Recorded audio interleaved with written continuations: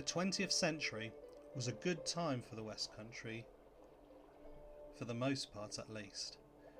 As we moved into the century, the challenges of the Corn Law repeal were behind us, and tourism was on the rise, giving us a new engine for prosperity and growth. In the early part of the century, along with the rest of the country, we faced 2 world wars. World War II in particular was a trying time, as we suddenly found ourselves on the front line of the conflict. But then, we had been here before, with both the Armada and the Vikings.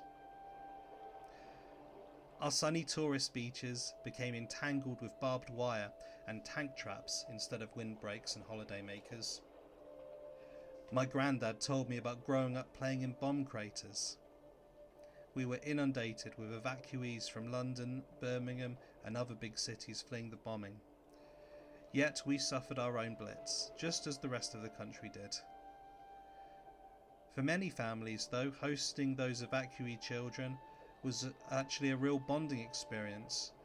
My great-grandmother had her evacuees coming to visit her for decades and decades after the war. Taking on the townsfolk became an opportunity to build friendships and links to last a lifetime for many people. Every town in the West played its part in the war effort, taking on evacuees, producing munitions and equipment for the soldiers, even growing enough food to feed our civilian population and our armies. Just as on other occasions where we have faced conflict. Before long, the war finished. We had all done our part, and peace returned. It's good to see those beaches once again filled with holidaymakers, happy and peaceful, full of life and fun as they should be.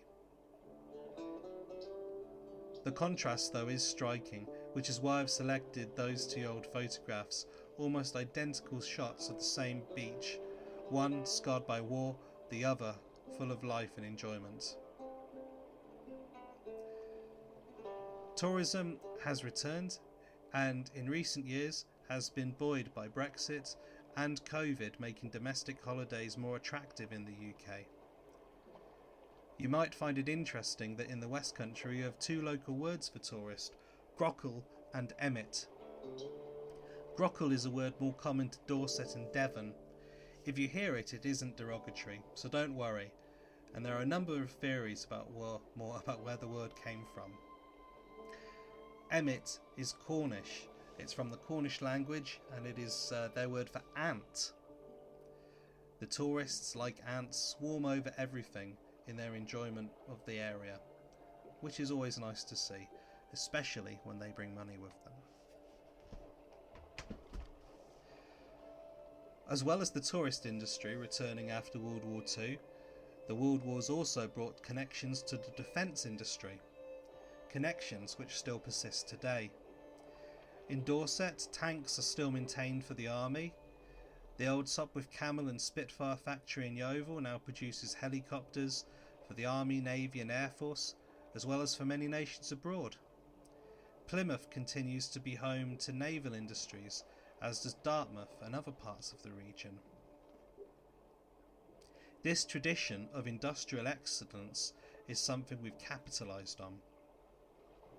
It may seem surprising that a deeply agricultural region produces such advanced technology, but perhaps it shouldn't be. We once built privateer vessels that crossed oceans and were better than any vessel that had been built before. Today, we have used that same skill set to build the world's fastest helicopter, the Lynx made in Yeovil, and the world's fastest civilian airliner, Concorde, built at Filton near Bristol. Even the aerial Atom showcases this ability, producing a vehicle with insane acceleration and go-kart handling, the world's best lightweight performance road legal car. Barely road legal anyway. So the 20th and early 21st centuries have proved that the Southwest is fully capable of success.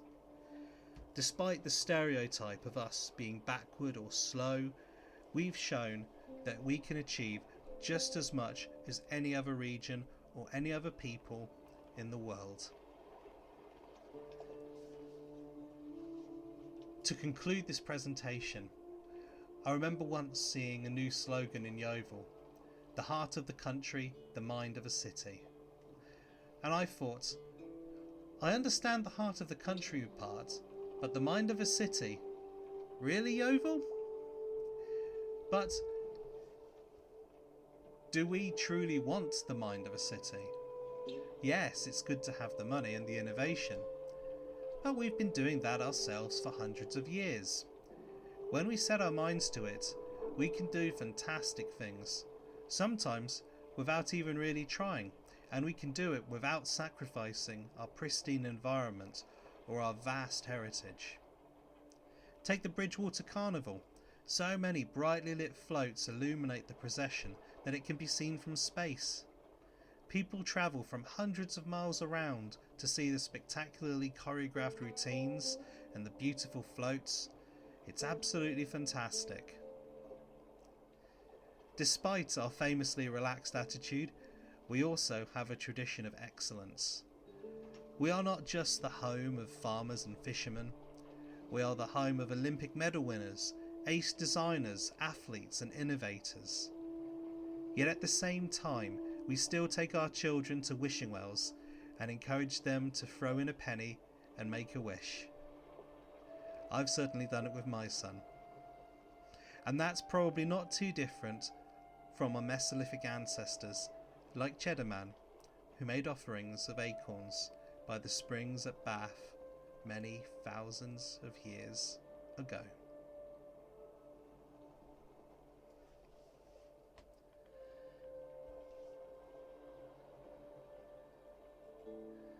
Ladies and gentlemen, thank you very much for listening.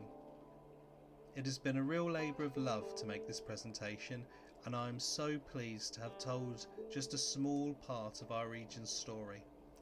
A story too rarely told, but one I hope I have shared adequately here.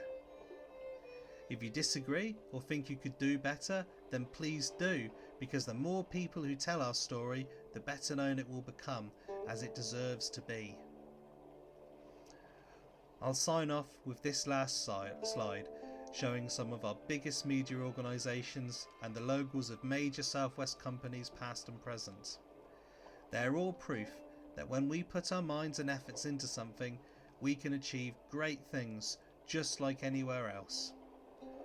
And if you stay for the closing photographs, you'll see some of the stunning scenery that makes our region so special. If you're not from the Southwest, please do consider paying us a visit. We'd love to welcome you, and there is so much here for you to enjoy. Thank you, and goodbye.